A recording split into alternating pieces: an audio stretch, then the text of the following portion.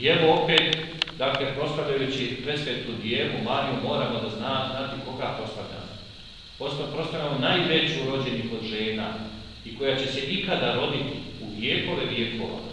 Takva se više neće rađati, jer ovo je bio jedinstven događaj. I upravo zbog toga što je Djeva Marija zna kako je nama ljudima, zna to i Bog, naravno, najbolje. Ali Bog je Otac, on je brine o nama i on je najmilostiviji, najmilosrdniji. Ali Djeva Marija, eto, promjesnom Božjim, ona je znajući naše slabosti kao čovjek, ona se moli usrdno za nas.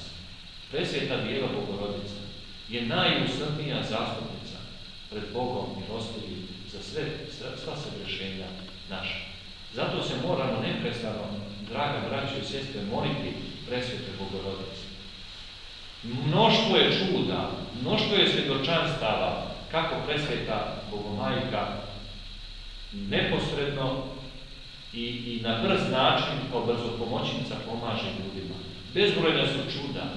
Evo, skoro se desilo na Svetoj gori pred ikonom u manastiru Dokijaru, da je dijete iz Makedonije koje je bilo nijemo čitav život. Čitav život od rođenja bilo nijemo, to je već bio dječak koji je bio, dakle, momčić, progovorio je tog ikona. Progovorio, to možete naći sad na internetu, njegova slika i sve, znači zna se to koje ime na prezime. I to je samo jedno čudo, evo recimo toga su se sjetili svježe, ali neprestano Majka Božja izliva blagodat za one koje se mole. Mnoštvo je ikona koje su čudotvorne. Evo i kod nas ima Filermosa na Cetini, ima Bogorodica Savinska, pa Bogorodica u Čajniču, Bogorodica Pećka.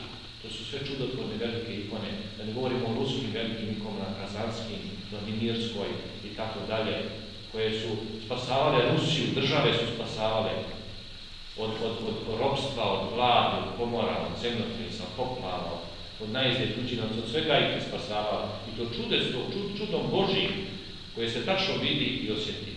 Zato se molimo usrdno zastupnici našoj na nebesima, presvetoj Bogomajici našoj, Gospoda našega Isusa Hrista, koga je rodila, koji se oplotio preko utrbe njezine, koja je na čudesan način ga rodila, koja je bila djeva prije njegovog rođenja, za vrijeme nošenja utrobi svoje i koja je ostala djeva isto na čudesan način nakon rođenja njegovoga, roždestva njegovoga.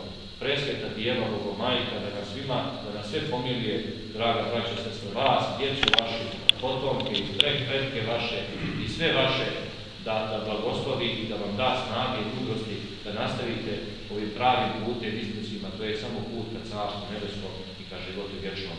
Amen. Bog vas blagoslovi. Hristos se rodi.